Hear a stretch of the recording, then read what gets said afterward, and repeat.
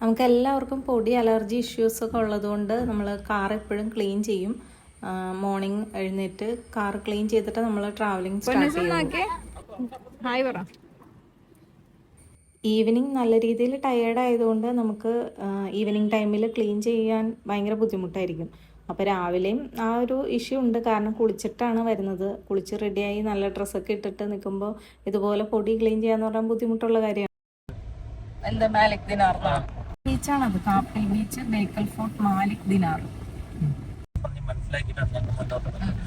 മാലിക് ദിനാർ എനിക്ക് തോന്നുന്നത് കേരളത്തിലെ ആദ്യം വന്ന മുസ്ലിം ആണെന്ന് എനിക്ക് തോന്നുന്നു, അങ്ങനെ കേട്ടിട്ടുണ്ട്. നമ്മള് കാസർഗോഡ് വെജിറ്റേറിയൻ ഹോട്ടൽ തിരക്കി നടക്കുവാണ് അല്ലേ? പക്ഷെ ഒറ്റ ഹോട്ടലും നോണ് രാവിലെ ഉണ്ടാവില്ല, അത് ഈവനിങ് ഉണ്ടാവുള്ളൂ. ഈവനിങ് ഹോട്ടൽസ് ആണ് കൂടുതലും അല്ലെ? ഈവനിങ് ഹോട്ടൽസ് ആണ് ഇവിടെ കൂടുതലും ഉള്ളത്. ഫുഡ് അന്വേഷിച്ച് ആണോ? കംപ്ലീറ്റ് മാർക്കറ്റിന്റെ അകത്തേക്കൂടെയാണ് പോണത്. കാണാൻ പറ്റില്ല, നല്ല ബിൽഡിംഗ് ആണ്. താലൂക്ക് ഓഫീസിന്റെ ബിൽഡിംഗ് ആണത്, കാസർഗോഡ് താലൂക്ക് ഓഫീസ്. അമ്പല പിന്നെ കുമ്പള ഫോർട്ട്, പിന്നെന്താ വായിച്ചില്ല. ഒരുപാട് സമയത്തെ അന്വേഷണത്തിന്റെ ഒടുവിൽ നമ്മൾ ഉടുപ്പി ഗാർഡൻ പ്യൂർ വെജ് നമ്മൾ കണ്ടുപിടിച്ചിരിക്കുകയാണ്. ഉടുപ്പി നമ്മള് എറണാകുളത്തൊക്കെ ഉടുപ്പി ഫുഡ് കഴിക്കാൻ വേണ്ടിയിട്ട് ഉടുപ്പി ഹോട്ടലിൽ പോകും. എവിടെ എത്രപ്പോണത്തറയല്ലേ ഉള്ളത്, അവിടെ പോകും. പക്ഷെ അങ്ങനെ നമ്മൾ ഉടുപ്പികളുടെ നാട്ടിലേക്കാണ് നമ്മൾ പോയിക്കൊണ്ടിരിക്കണത്. ഇടുക്കിയല്ല, ഉടുപ്പി.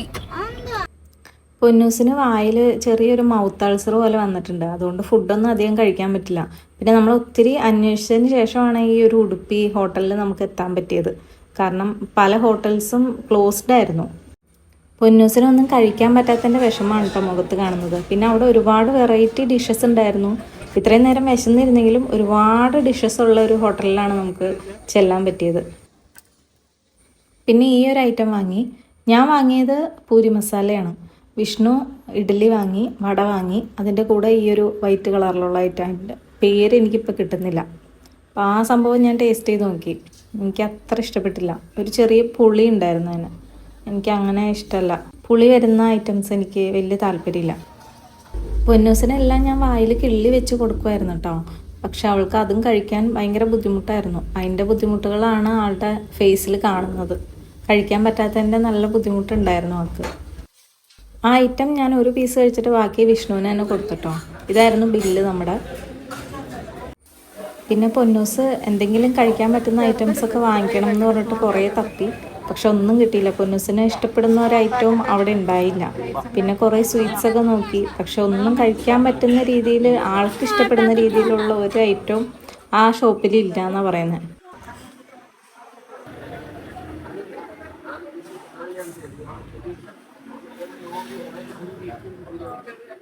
രസഗുള പോലെയുള്ള ഒരുപാട് സ്വീറ്റ്സ് ആയിട്ടുള്ള ഒത്തിരി സ്നാക്സ് അവിടെ ഉണ്ടായിരുന്നു കേട്ടോ. പല പല സ്നാക്സ് ഉണ്ടായിരുന്നു, പക്ഷെ നമ്മളതൊന്നും വാങ്ങിയിട്ടില്ല.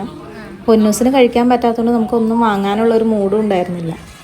അങ്ങനെ നമ്മൾ അവിടെ നിന്ന് ഇറങ്ങി. ഒരുപാട് പറഞ്ഞു കേട്ടിട്ടുള്ള ഉപ്പളക്കായൽ, അതൊക്കെ നമ്മൾ ബോർഡ് കാണുന്നുണ്ട്, പക്ഷെ നമുക്ക് എങ്ങും അങ്ങനെ ഡൈവേർട്ട് ചെയ്ത് പോകാനുള്ളൊരു സാഹചര്യമില്ല. കാരണം നമ്മൾ വേറൊരു പർച്ചേസിങ്ങിൻ്റെ ഒരു ട്രിപ്പിലാണല്ലോ പോയിക്കൊണ്ടിരിക്കുന്നത്. അപ്പോൾ നമുക്ക് ഡൈവേർട്ട് ചെയ്ത് പല പല സ്ഥലങ്ങളിൽ കയറി പോയി കഴിഞ്ഞിട്ടുണ്ടെങ്കിൽ നമ്മൾ ഒരുപാട് സമയം എടുക്കും അങ്ങ് എത്താൻ വേണ്ടിയിട്ട്. ഇനി കംപ്ലീറ്റ് റോഡെല്ലാം ഓക്കെ ആണെന്നതാണ് നമ്മുടെ വിശ്വാസം കേട്ടോ. കാരണം നല്ല അടിപൊളി യാത്രയാണ്, പക്ഷെ കുറച്ച് ചൂട് കൂടുതലുണ്ട്.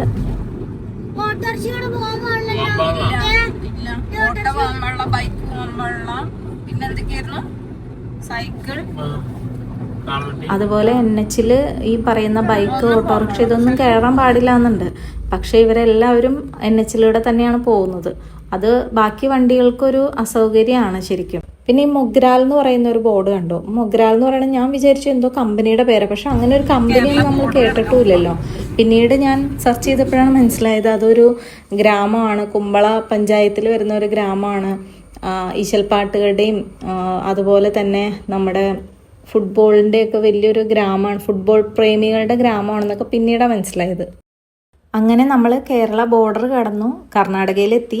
കേരളത്തിൻ്റെ ഏറ്റവും ലാസ്റ്റ് ഗ്രാമമാണ്, വില്ലേജാണ് തലപ്പാടി എന്ന് പറയുന്നത്. കാസർഗോഡിൻ്റെ ഏറ്റവും അങ്ങേയറ്റത്തുള്ള വില്ലേജാണ് തലപ്പാടി. അത് കടന്ന് നമ്മൾ കർണാടക ബോർഡർ കടന്ന് കർണാടകയിലെത്തി. കർണാടകയിലെ പ്രസിദ്ധമായിട്ടുള്ളൊരു നദിയാണ് നേത്രാവതി പുഴ. ഈ പുഴയിൽ ഈ ഒരു റോഡ് മാർഗം പോകുമ്പോൾ ഓപ്പോസിറ്റ് കാണുന്നത് റെയിൽവേയിൽ പോകുമ്പോൾ നമുക്ക് ഈ ഒരു റോഡും കാണാൻ പറ്റും. വളരെ ലെങ്ത്തിലുള്ള വലിയൊരു ബ്രിഡ്ജാണിത്. ഈ പുഴ അറബിക്കടലിലാണ് കേട്ടോ ചെന്ന് ചേരുന്നത്. ഈ കണിക്കൊന്ന പൂത്ത് നിൽക്കുന്ന കാഴ്ച വളരെ മനസ്സിന് സന്തോഷം നൽകുന്ന ഒരു കാഴ്ചയാണ്. എനിക്ക് ഏറ്റവും ഇഷ്ടപ്പെട്ട ഒരു ഫ്ലവറാണ് ഈ കണിക്കൊന്ന. നമുക്ക് ബാംഗ്ലൂർ ചെറി ബ്ലോസം ഒക്കെ പൂടുന്ന പോലെ അതുപോലെ ഒരു നല്ലൊരു ഭംഗിയാണ് ഈ കണിക്കൊന്ന പൂത്ത് ഇങ്ങനെ നിൽക്കുന്ന കാണാൻ. നമുക്ക് ഇറങ്ങി ഫോട്ടോ എടുക്കാനൊന്നും പറ്റിയില്ല, കാരണം കാറ് സൈഡാക്കാനൊന്നും പറ്റുന്ന ഒരു സാഹചര്യമല്ലായിരുന്നു. കർണാടകയിൽ ഫുൾ കാണുന്നത് ആദ്യം പോലെ കാണുന്ന, അല്ലെങ്കിൽ കർണാടക എത്തിയെന്ന് മനസ്സിലാക്കാൻ വേണ്ടിയിട്ട് ആ ബോർഡുകളിലൊന്ന് ശ്രദ്ധിച്ചാൽ മതി. കാരണം കാന്താര സ്റ്റൈലിലാണ് എല്ലാ ബോർഡുകളും, ഫ്ലെക്സുകളും ഒക്കെ ഒരു കാന്താര സ്റ്റൈലിലാണ്.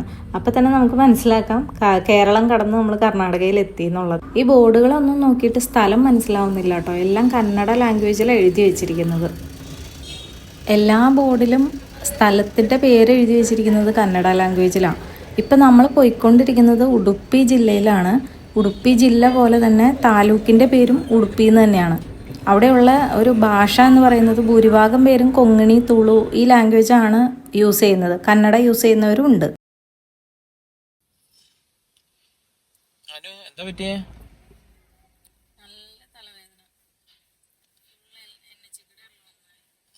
കിലോമീറ്റർ ഒന്നും ആയില്ല, കിലോമീറ്റർ 450 കിലോമീറ്റർ ആയുള്ളൂ. 2800 കിലോമീറ്റർ പോകാനുണ്ട്.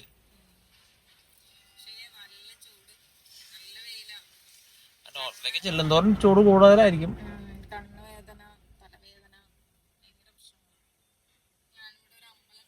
അതിന്റെ സൈഡിൽ വണ്ടി ഒതുക്കാൻ പറഞ്ഞു.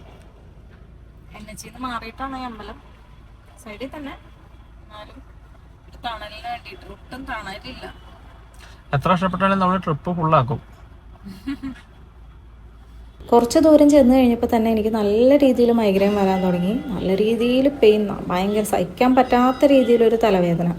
അപ്പോൾ ഞാൻ സൈഡാക്കാൻ പറഞ്ഞു. പക്ഷേ സൈഡാക്കാൻ നോക്കിയിട്ട് കുറേ ദൂരം വന്നിട്ടും ഒരു സ്ഥലവും കാണുന്നില്ല. കാരണം ഒരു ഭയങ്കര വെയിൽ, ഭയങ്കര ചൂട്. അപ്പോൾ വണ്ടി ഒതുക്കിയിടാൻ ഒരു സ്ഥലം കിട്ടാണ്ടായപ്പോഴാണ് കേട്ടോ ഈ ഒരു അമ്പലം കണ്ടത്. അതിൻ്റെ സൈഡിലേക്ക് ഒതുക്കിക്കൊള്ളാൻ പറഞ്ഞു. അങ്ങനെ കുറച്ച് സമയം അവിടെ നിന്ന് കഴിഞ്ഞപ്പോൾ തലവേദന മാറി.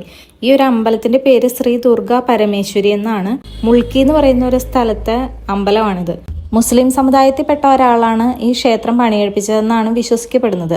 അതുകൊണ്ട് എല്ലാ സമുദായത്തിലും പെട്ട ആളുകൾ ഈ ക്ഷേത്രത്തിൽ വരുന്നത്. ഇത് മുൾക്കി റിവറാണ്, സാംബവി റിവർ എന്നും പറയും. ടോൾ പ്ലാസ എത്തിയിരിക്കുകയാണ്. ഉടുപ്പി കടുപ്പമാവോ? കാരണം എന്നറിയോ, യൂട്യൂബ് ബാൻ ചെയ്യും. ഇത് എന്ത് സംഭവം എന്നറിയാൻ പാടില്ല. കുറെ കൊടിയെന്ന് പറഞ്ഞാൽ എന്തിന്റെ എവിടത്തെ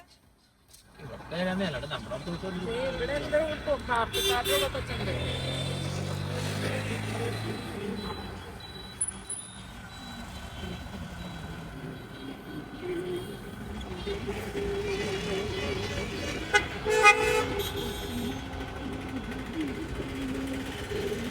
സത്യം പറഞ്ഞാൽ അവിടുത്തെ കാര്യങ്ങളൊന്നും നമുക്ക് മനസ്സിലാവുന്നില്ല കേട്ടോ. കുറേ ഫ്ലക്സ്, കൊടി, തോരണങ്ങൾ ഇതെല്ലാം കാണുന്നുണ്ട്. പക്ഷേ ഇത് എന്തിൻ്റെ പരിപാടിയാണ്, എന്തുമായി ബന്ധപ്പെട്ടതാണെന്നൊന്നും മനസ്സിലാവുന്നില്ല. ഹായ് ഫ്രണ്ട്സ്, ഞാൻ ഇന്നലെ വോയിസ് ഓവർ കൊടുത്തുകൊണ്ടിരിക്കുമായിരുന്നു. ഇപ്പോൾ 1 ഡേ കഴിഞ്ഞു ഈ ഒരു വോയിസ് ഓവർ കൊടുക്കുമ്പോൾ. ഇന്നലെ വോയിസ് ഓവർ കൊടുത്തത് ഒരു 10 മിനിറ്റിൻ്റെ വീഡിയോയ്ക്ക് വോയിസ് ഓവർ കൊടുത്തത് 1 അവർ എടുത്തിട്ടാണ്. അതും ഇടയ്ക്ക് കുറേ പ്രശ്നങ്ങൾ വന്നു. ഞാൻ ആദ്യമായിട്ട് ഇങ്ങനെ ഇത്രയും വലിയൊരു വ്ളോഗിനൊക്കെ വോയിസ് ഓവർ കൊടുത്ത് ഇങ്ങനെ പ്രാക്ടീസ് ചെയ്ത് വരുന്നേ ഉള്ളൂ. അപ്പം അതിൻ്റേതായ എല്ലാ പ്രശ്നങ്ങളും ഉണ്ടാവും. പിന്നെ ഇതുപോലെ വീഡിയോസ് എടുത്തു വെച്ചിരിക്കുന്ന വീഡിയോസ്, അതിനകത്ത് ഒത്തിരി അപാകതകളുണ്ട്. നമുക്കിപ്പോൾ വീഡിയോ എടുത്ത് നോക്കുമ്പോൾ മനസ്സിലാവുന്നുണ്ട്. ഒരു വീഡിയോസ് ഇങ്ങനെ റണ്ണിങ്ങിലുള്ള വീഡിയോസാണ് കൂടുതലും. അപ്പം അത് കാണുന്നവർക്കൊരു ബോറടിക്കാനുള്ള എല്ലാ സാധ്യതയും ഉണ്ട്. പക്ഷെ നമ്മളൊരു ട്രാവൽ വ്ളോഗ് അല്ലെങ്കിൽ ഒരു ഫുഡ് വ്ളോഗറോ ഫുഡ് വ്ളോഗറോ ട്രാവൽ വ്ളോഗറോ ഒന്നുമല്ല. നമ്മൾ ജസ്റ്റ് ഒരു പർച്ചേസിന് പോയപ്പോൾ ഒരു വ്ളോഗ് എടുക്കാം എന്ന് വിചാരിച്ചെടുത്തതാണ്. അപ്പോൾ അതിൻ്റേതായ എല്ലാ പ്രശ്നങ്ങളും വീഡിയോസിന് ഉണ്ടാവും. പിന്നെ ഈ കാഴ്ച കണ്ടോ, നമ്മുടെ സ്ഥിരം ചില സ്ഥലങ്ങളിൽ ചെന്ന് കഴിഞ്ഞാൽ കംപ്ലീറ്റ് വണ്ടികൾ അങ്ങോട്ടും ഇങ്ങോട്ടും ഇട്ട് കയറ്റി കയറ്റി വെച്ച് കംപ്ലീറ്റ് അങ്ങ് ബ്ലോക്ക് ആക്കി കളയും. അത് നമ്മുടെ ആളുകളുടെ, ചില സ്ഥലത്തെ ആളുകളുടെ ഒരു പ്രത്യേകതയാണ്. പിന്നെ ഞങ്ങൾ ഫുഡ് അന്വേഷിച്ച് ഈ ഒരു ഹോട്ടലിൽ ചെന്നപ്പോൾ 1 മണിയൊക്കെ കഴിഞ്ഞായിരുന്നു, എന്നിട്ട് ഫുഡ് ആയിട്ടില്ല എന്നാണ് പറഞ്ഞു. അങ്ങനെ ഞങ്ങൾ ഫുഡ് അന്വേഷിച്ച് ഒത്തിരി വലഞ്ഞു കേട്ടോ. ഈ ഒരു ഭാഗത്ത് നല്ലൊരു ഹോട്ടലോ റെസ്റ്റോറൻറ്റോ ഒന്നും കാണുന്നില്ല. അപ്പോൾ നമ്മൾ ഫുഡ് അന്വേഷിച്ച് പോയിക്കൊണ്ടിരിക്കുകയാണ്. കർണാടകയുടെ ഭാഗമാണെങ്കിൽ പോലും ഒട്ടും വികസനം നമുക്ക് കാണാൻ പറ്റില്ല കേട്ടോ. ഒട്ടും വികസിക്കാത്തൊരു സ്ഥലം പോലെ തോന്നി. നല്ലൊരു ഫുഡോ റെസ്റ്റോറൻറ്റോ ഫുഡ് കോർട്ടോ ഒന്നുമില്ല. നല്ല നല്ല ഷോപ്പുകളൊന്നും തന്നെ കാണാനില്ല. എന്തോ ഒരു കുഗ്രാമം പോലെ തോന്നുന്നത്, അതുപോലത്തെ ഒരു സ്ഥലം. ഫേമസ് ആയിട്ടുള്ള ഒരുപാട് ടെമ്പിൾസ്, ഉടുപ്പി സ്റ്റൈലുള്ള ടെമ്പിൾസ് ഒക്കെ ഉള്ള ഒരു സ്ഥലമാണ്. പക്ഷെ ഫുഡ് മാത്രം നമുക്ക് കിട്ടാനില്ല. ഒരു സ്ഥലത്തിപ്പോൾ ഇത്രയും ദൂരം വന്നില്ല നമ്മൾ, ഒരു നല്ലൊരു റെസ്റ്റോറൻറ്റ് കാണാനില്ല. അങ്ങനെ ലാസ്റ്റ് നമ്മൾ ഈ ഒരു റെസ്റ്റോറൻറ്റിൽ കയറി ചെറിയ ഊണ് കാര്യങ്ങളൊക്കെ കഴിച്ചു. പിന്നെ നമ്മൾ കേരളത്തിൻ്റെ നോർത്തിലേക്ക് അല്ലെങ്കിൽ കർണാടകയിലേക്കൊക്കെ കിടക്കുമ്പോൾ വേറൊരു സ്റ്റൈൽ വീടുകളാണ് കേട്ടോ. നമ്മൾ ഈ ഒരു ഭാഗത്തേക്ക് ഇതുവരെ വന്നിട്ടില്ല. തമിഴ്നാടാണ് മിക്കപ്പോഴും പോവാറ്. ഞങ്ങൾ എറണാകുളം ഉള്ളവരായതുകൊണ്ട് മിക്കപ്പോഴും തമിഴ്നാട്, പാലക്കാട്, കോയമ്പത്തൂർ ഇവിടുന്ന് അങ്ങനെ പോവാറ്. അപ്പം ഈ ഒരു ഭാഗത്തേക്ക് വന്നപ്പോൾ ഞങ്ങളുടെ ഒരു പ്രത്യേകത, വലിയ വലിയ വീടുകൾ, അതെല്ലാം ഇരുനില വീടുകളൊക്കെ ഓട് വെച്ചിട്ടാണ്. എന്ത് രസമാണ് കാണാൻ. പണ്ടത്തെ സിനിമകളിലൊക്കെ ഞാൻ കണ്ടിട്ടുള്ളൂ, കണ്ടോ, എല്ലാം ഇരുനില വീടുകൾ ഓട് വെച്ചിട്ടുള്ളത്. ഞങ്ങളുടെ അവിടെ ഒരു പഴയ ഒരു തറവാടുണ്ടായിരുന്നു ഇതുപോലെ ഓട് വെച്ച് ഇരുനില വീട്. അത് നല്ല രസമാണ് കേട്ടോ കാണാൻ. എനിക്ക് അങ്ങനെയുള്ള സ്ഥലത്ത് താമസിക്കണമെന്നൊക്കെ ഭയങ്കര ആഗ്രഹമുള്ള ആളാണ്. ഭയങ്കര ഇഷ്ടമായി ഈ പഴയ ട്രഡീഷണൽ സ്റ്റൈൽ വീടുകളും സ്ഥലങ്ങളും ഒക്കെ ഒത്തിരി ഇഷ്ടമുള്ള ആളാണ് ഞാൻ. പിന്നെ ഉടുപ്പിയെക്കുറിച്ച് പറയുമ്പോൾ ഉടുപ്പിയിലെ ലാംഗ്വേജ് തുളു പിന്നെ കൊങ്ങിണിയാണെന്ന് പറഞ്ഞല്ലോ മെയിനായിട്ടുള്ള ലാംഗ്വേജസ്. അതിൽ ഞാൻ ഈ കൊങ്ങിണി ലാംഗ്വേജ് എന്നൊക്കെ ഞാൻ ആദ്യമായിട്ട് കേൾക്കുന്നത്, ഞാൻ MSc ഫിസിക്സ് പഠിക്കാനായിട്ട് തേവര കോളേജ് SH ഞാൻ പഠിച്ചത്. അപ്പോൾ അവിടെ ചെന്നപ്പോഴാണ് കൊങ്ങിണി എന്ന് പറഞ്ഞിട്ട് ഒരു ലാംഗ്വേജ് ഉണ്ടെന്നൊക്കെ ഞാൻ മനസ്സിലാക്കണേ. അതിങ്ങനെയാണ്, അപ്പോഴാണ് ഞാൻ ആദ്യമായിട്ട് കേൾക്കണേ ആ ഒരു ലാംഗ്വേജിനെ പറ്റി. അവർ സംസാരിക്കുന്നതൊക്കെ അങ്ങോട്ടും ഇങ്ങോട്ടും, രണ്ടുപേരുണ്ടായിരുന്നു, അവരങ്ങോട്ടും ഇങ്ങോട്ടും സംസാരിക്കുന്നതൊക്കെ കൊങ്ങിണിയിലായിരുന്നു. അങ്ങനെയാണ് മനസ്സിലാക്കിയത്. ഈ കർണാടകയിലെ ഒരു തീരദേശ നഗരമാണ് ഉടുപ്പി എന്ന് പറയുന്നത്. ഉടുപ്പി ജില്ലയുടെ ആസ്ഥാനവും ശ്രീകൃഷ്ണ ക്ഷേത്രത്തിന്റെ പേരിൽ പ്രസിദ്ധവുമായിട്ടുള്ള ഒരു നഗരമാണ് ഉടുപ്പി. കേരളത്തിൽ നിന്നുള്ള സഞ്ചാരികൾ ഒരുപാട് പേര് ചെല്ലുന്ന ഒരു പ്രധാന തീർത്ഥാടന കേന്ദ്രം കൂടിയാണ് ഉടുപ്പി. ശ്രീകൃഷ്ണ ക്ഷേത്രം എന്ന് പറയുന്നത് കണ്ണാടിയുടെ സഹായത്തോടെ മാത്രം ദർശനം ലഭിക്കുന്ന ഉടുപ്പിയിലെ വിശ്വപ്രസിദ്ധമായ ക്ഷേത്രമാണ് ശ്രീകൃഷ്ണ ക്ഷേത്രം. അതുപോലെ മനോഹരമായിട്ടുള്ള Malpe beach, Kaup beach, Saint Mary's island, അതൊക്കെ അവിടെയാണ്. പിന്നെ ഉടുപ്പീസിന്റെ പലഹാരങ്ങൾ, മസാല ദോശ, ഇഡ്ഡലി, അതൊക്കെ ഉടുപ്പീസിന്റെ ഒരു പ്രത്യേക ഒരു സ്പെഷ്യലാണല്ലോ. പിന്നെ എൻ്റെ കൂടെ ഉണ്ടായിരുന്ന കുട്ടികളും ഞങ്ങൾക്ക് പല പല പലഹാരങ്ങൾ, നല്ല മധുരമുള്ള ഹോം മെയ്ഡ് ആയിട്ടുള്ള ഗീലൊക്കെ നല്ലപോലെ എന്താ പറയുക മിക്സ് ചെയ്തെടുത്ത പലഹാരങ്ങൾ കൊണ്ട് തരുമായിരുന്നു. അതുപോലെ എരിവും പുളിയുള്ള ഈ അത് എങ്ങനെ ഉണ്ടാക്കുന്നത് എനിക്കറിയില്ല, നമ്മൾ സാധാരണ ഉണ്ടാക്കുന്ന പോലെ അല്ല. പിന്നീട് ഞാനത് വാങ്ങിയത് ആലുവ മണപ്പുറത്ത് ഇങ്ങനെ കുറച്ച് ആളുകൾ കൊണ്ടുവന്ന് വിറ്റപ്പോഴാണ് ഒരു ഷോപ്പിൽ നിന്ന് ഞാൻ വാങ്ങിയായിരുന്നു. ഈ പുഴ ബ്രാഹ്മവരപ്പുഴ എന്നറിയപ്പെടുന്നത് ബ്രഹ്മാവിൻ്റെ വരം അല്ലെങ്കിൽ ബ്രാഹ്മണർക്ക് വരദാനം കിട്ടിയത്, ആ ഒരു അർത്ഥത്തിലാണ് ആ പുഴ പ്രസിദ്ധമായിട്ടുള്ളത്. സുവർണ, സീത എന്നീ 2 നദികളാണ് ഈ ബ്രാഹ്മവരത്തിലൂടെ ഒഴുകുന്നത്. ഇതും നമ്മുടെ അറബിക്കടലിലാണ് ലയിക്കുന്നത്. നൂറ്റാണ്ടുകൾ പഴക്കമുള്ള ഒരുപാട് അമ്പലങ്ങൾ ഉണ്ട് കേട്ടോ അവിടെ. ഈ യാത്ര എങ്ങോട്ടാണെന്ന് ഈ ബോർഡ് കണ്ടാൽ മനസ്സിലാവും. മുടി എന്താ കെട്ടിക്കാത്ത? ചുണ്ടിന്റെ മാറിയോ?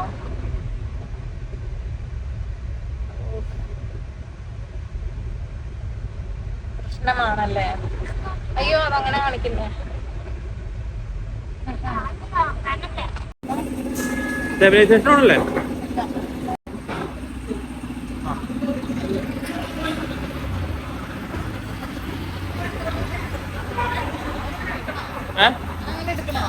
വീൽ അലൈൻമെന്റിന് വേണ്ടിയിട്ട് കാറ് കയറ്റിട്ടോ. പൊന്നൂസ് അതൊക്കെ നോക്കി നിൽക്കുമായിരുന്നു. പൊന്നൂസ് ആദ്യമായിട്ടാണ് ഈ വീൽ അലൈൻമെന്റ് ചെയ്യുന്ന കാണുന്നത്.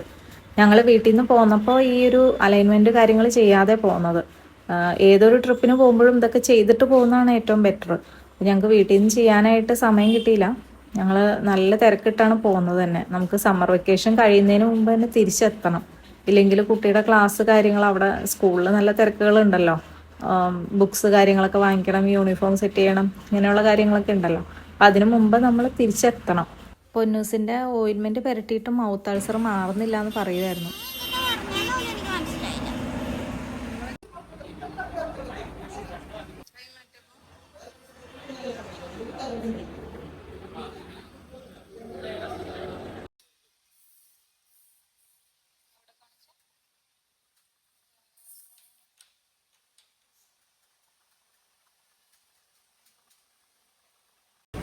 ഞാൻ വിചാരിച്ചു പെട്ടെന്ന് കഴിയുമെന്ന്, പക്ഷേ ഒത്തിരി ടൈം എടുത്തിട്ടോ.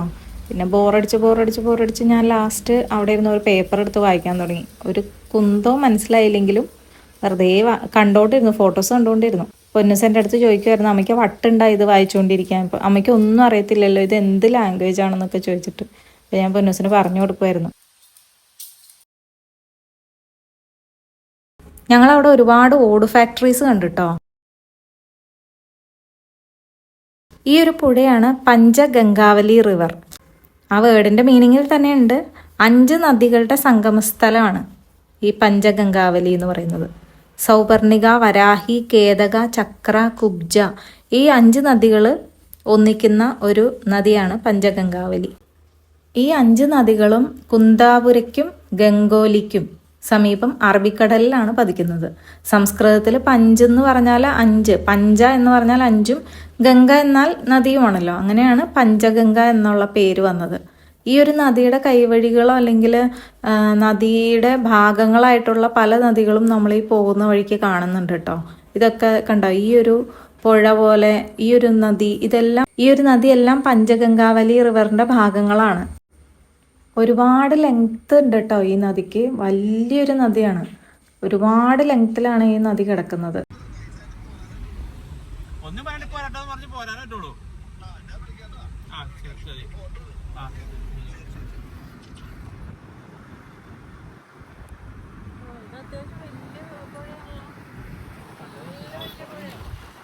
നേരത്തെ പറഞ്ഞ കുന്താപുരത്തിന്റെ വടക്കാണ് കൊല്ലൂർ മൂകാംബിക ക്ഷേത്രം.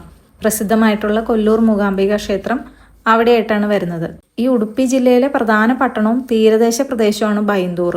അപ്പോൾ ആ വഴിയൊക്കെയാണ് നമ്മൾ പോകുന്നത്. ഒരുപാട് ബീച്ചുകളുണ്ട്, ക്ഷേത്രങ്ങളുണ്ട്.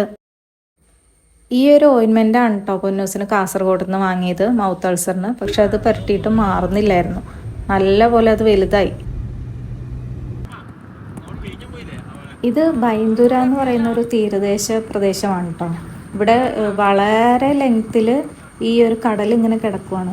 അത് നല്ല ഫോട്ടോഷൂട്ടിനൊക്കെ പറ്റിയ നല്ല അടിപൊളി സ്ഥലമായിരുന്നു. നല്ല തെളിഞ്ഞ വെള്ളം, നല്ല രസമായിരുന്നു അവിടെ ടൈം സ്പെൻഡ് ചെയ്യാനായിട്ട്. പക്ഷേ കുറച്ച് വെയിലുണ്ടായിരുന്നു, എന്നാലും കാറ്റ് നല്ല തണുത്ത കാറ്റായതുകൊണ്ട് കുറച്ച് സമയം അവിടെ നിൽക്കാൻ പറ്റി. അപ്പോൾ നല്ല അടിപൊളി ഫോട്ടോഷൂട്ടിന് പറ്റിയ നല്ല അടിപൊളി സ്ഥലം. നല്ല നീല വെള്ളമായിരുന്നു. ആ വെള്ളത്തിൻ്റെ കളർ കണ്ടാൽ തന്നെ മനസ്സിലാവും, നല്ല നീല വെള്ളം. ഫോട്ടോഷൂട്ടിനൊക്കെ പറ്റിയ നല്ല അടിപൊളി സ്ഥലമായിരുന്നു. പക്ഷെ അധികം ഫോട്ടോസൊന്നും എടുക്കാൻ പറ്റിയില്ല. നമ്മുടെ ഫോട്ടോഗ്രാഫർ വളരെ കേമനായിട്ടുള്ളൊരു ഫോട്ടോഗ്രാഫർ ആയതുകൊണ്ട് ഒരൊറ്റ ഫോട്ടോ പോലും നമുക്ക് നന്നായിട്ട് കിട്ടിയില്ല. നമ്മളവിടെ ഇറങ്ങി കുറച്ച് സ്ഥലത്തൊക്കെ നിന്ന് ഫോട്ടോസൊക്കെ എടുത്തു. പക്ഷെ നമുക്ക് അധിക സമയം അവിടെ നിൽക്കാൻ പറ്റില്ലായിരുന്നു, കാരണം നമുക്ക് വേറൊരു സ്ഥലത്ത് ഡെസ്റ്റിനേഷനിൽ എത്തേണ്ടതുണ്ട്. അതുകൊണ്ട് നമ്മളവിടെ അധിക സമയം നിന്നില്ല. ഞങ്ങളവിടെ ഇരുന്ന് കുറച്ച് പേരക്കയൊക്കെ കട്ട് ചെയ്ത് കഴിച്ചായിരുന്നു. നല്ല അടിപൊളി സ്ഥലമായിരുന്നു, നല്ല വ്യൂ ആണ്.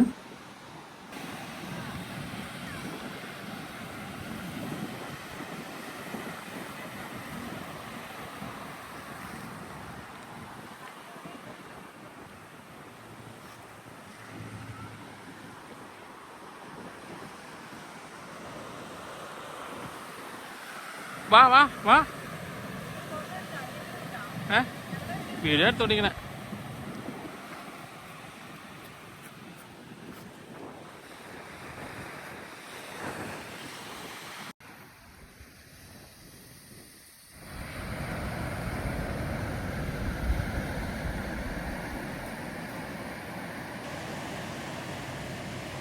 Come on.